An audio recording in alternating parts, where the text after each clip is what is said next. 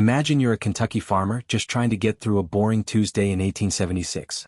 The sky's blue, the grass is green, and your biggest worry is that one stubborn fence post.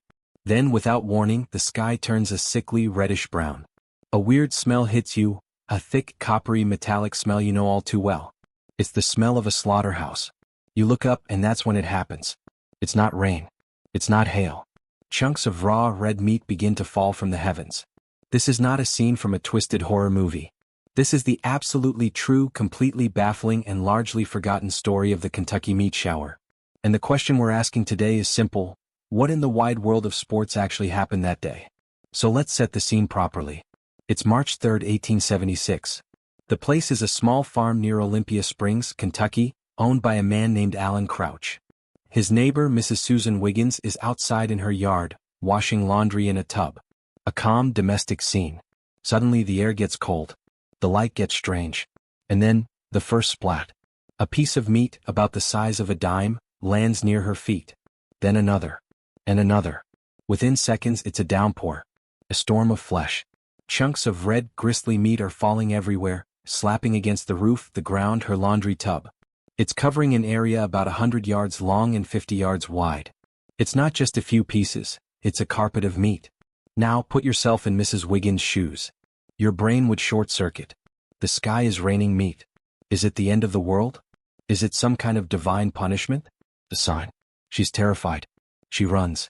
She tells her neighbors, and of course they don't believe her. Who would? You'd think she'd lost her mind.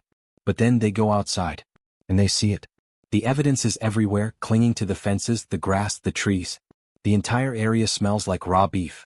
News, as it did in 1876, travels slow but sure. And this story was just too weird to ignore. It hits the local papers, then the regional ones, and soon, it's a national sensation. The Great Kentucky Meat Shower becomes the talk of the country. Scientists, of course, are immediately skeptical. Their first thought? A prank.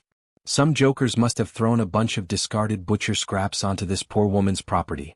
But the evidence on the ground didn't support that. For one, the meat was fresh. It hadn't been sitting in a bucket. It fell from the sky.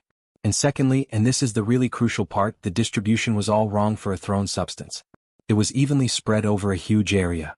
This came straight down. From above. So if it wasn't a prank, what was it? The theories started flying and they were wild. One popular idea was that it was some kind of mysterious atmospheric fungus, a vegetable substance, that just happened to look and taste exactly like meat. Yeah, taste. Because you better believe people tasted it. A local gentleman, and I use that term loosely, named Mr. Leopold Brandeis actually took a piece, fried it in butter, and said it tasted like mutton or venison. The man ate sky meat. The absolute legend. But the fungus theory didn't hold up. When scientists got their hands on samples, they identified it as lung tissue, cartilage, and muscular tissue from a mammal. Specifically, they thought it was horse meat or maybe human flesh. Human flesh. That sent a whole new wave of panic. Was the sky raining dead people? This is where the story gets its real scientific detective. A brilliant chemist and biologist named Dr. A.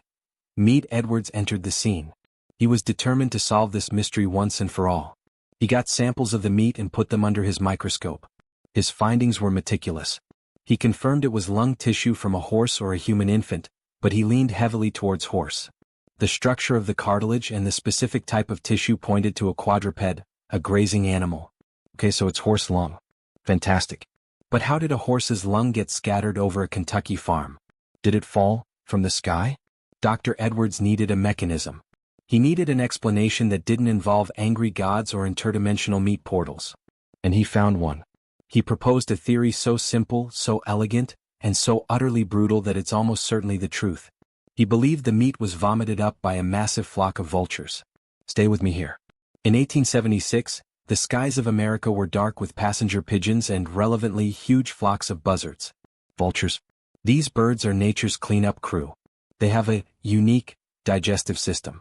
When they feel threatened or when they need to make a quick getaway, they can projectile vomit the contents of their stomachs to lighten their load. It's a defense mechanism. Dr. Edwards' theory goes like this. High above the Crouch farm, a massive flock of vultures was flying. They had just gorged themselves on the carcass of a dead horse. Their stomachs were full of partially digested lung and muscle tissue. Then something spooked them. Maybe a sudden change in air pressure, maybe a predator like a large eagle. The entire flock, in a panic, simultaneously vomited.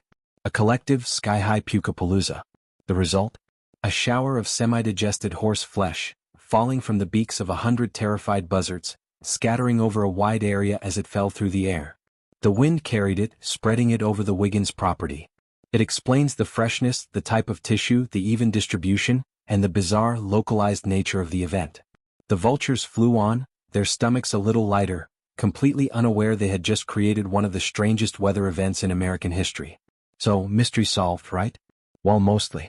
It's the theory that fits all the facts. But let's be real, the idea of it is still absolutely insane. The sheer, astronomical bad luck of being in that exact spot, at that exact moment when the sky pukes on you. It's a 1 in a billion event. And that's why this story is so much more than a weird historical footnote. It's a perfect reminder of how utterly, wonderfully, and terrifyingly strange our world can be. Before we had all the answers, the world was a place of mystery. The sky could, on any given Tuesday, decide to rain meat or fish or frogs. It reminds us that nature doesn't follow our rules. It doesn't care about our sense of normal. It just is. The Kentucky meat shower is a testament to human curiosity.